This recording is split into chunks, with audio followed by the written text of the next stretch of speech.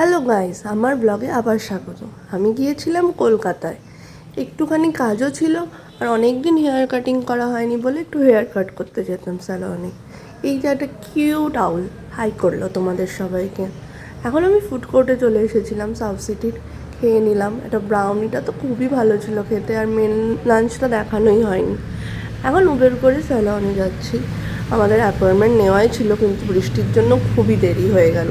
এই যে গড়িয়াহাটের মোড়, যেটা আমরা সবাই প্রত্যক্ষভাবে চিনে থাকি, পুজোর সময় তো আরও বেশি করে আমরা যেন চিনতে পারি এই জায়গাটা।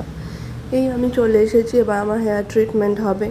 কিন্তু অনেকক্ষণই বসে থাকতে হয়েছিল, কারণ আমার সাথে যে গিয়েছিল তার জন্য অপেক্ষা করছিলাম, তার হয়নি বলে বসেই ছিলাম। তারপরে বাড়ি যাওয়ার পথে একটা নতুন জগন্নাথ মন্দির দেখতে পেলাম। সামনেই রথ ছিল, আর কিছুদিন পরেই উল্টো রথ।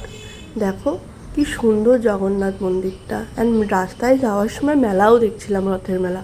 আমাদের এলাকায় রথের মেলা হয় না ঠিকই, কিন্তু কিছু কিছু জায়গায় রথের মেলা হয় এবং খুব ভালোই লাগে। সেটা ছোটোবেলাটাকে ফিরে পাওয়া যায়।